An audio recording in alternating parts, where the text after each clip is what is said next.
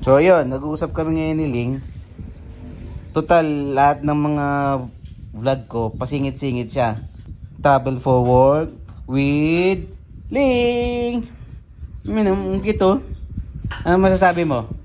Ano masasabi mo sa bagong channel natin? Ano?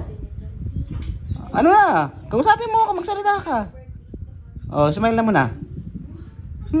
Ang cute. So, abangan niyo yung mga vlogs namin with Ling ha.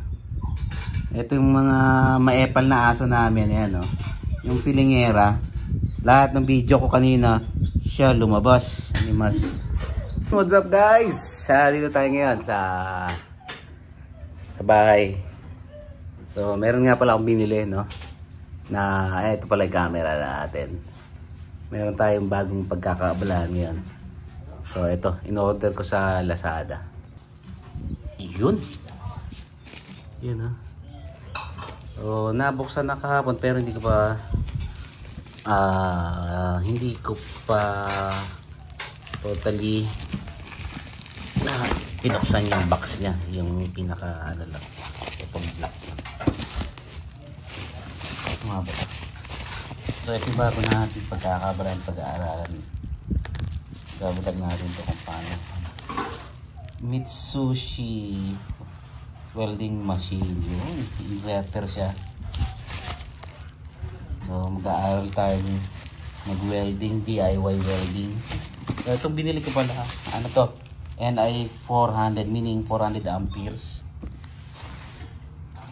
Tapos may kasamang angle grinder, siyempre pamputol ng mga metal natin. Say hi to my vlog muna, Ling. Busog ka na, ha? Diyan ka na naman, sawong-sawong ka na naman dyan sa vlog ko. So ito nga. So hindi ko muna bubuksan to kasi unang-una isa lang yung free niya, electrode niya. Mabibitin tayo nito, so bibili tayo. Yan ng stock marami, tapos wala pa rin akong welding gloves, saka welding tawag dito yung anong tawag doon, Ling? Yung sinusuot na nag-welding? Hindi mo alam? Sige. Nilayasan na ako. So may regla nga pala siya, yun, kaya naka-diaper. So ayun, kailangan ko muna umorder ng mga welding gloves, saka yung tawag dito suit, welding suit, para safety tayo. So pag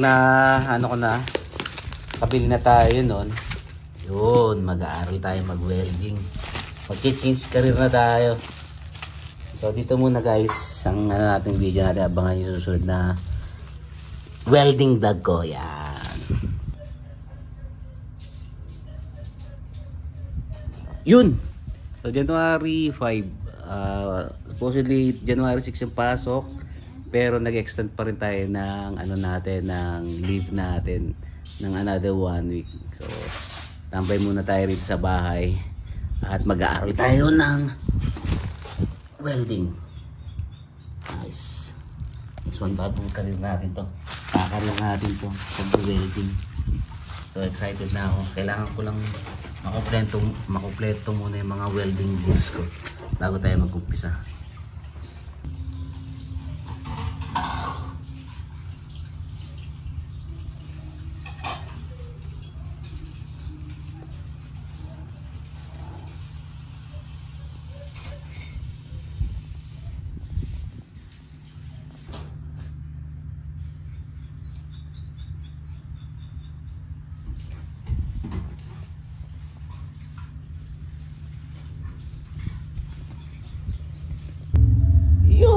Ling, dito ka muna sa vlog natin, ha?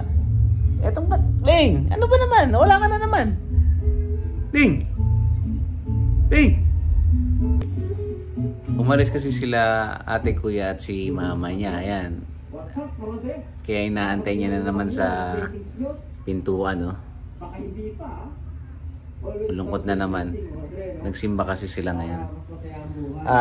Today is Sunday pala mga guys. Papahinga muna tayo.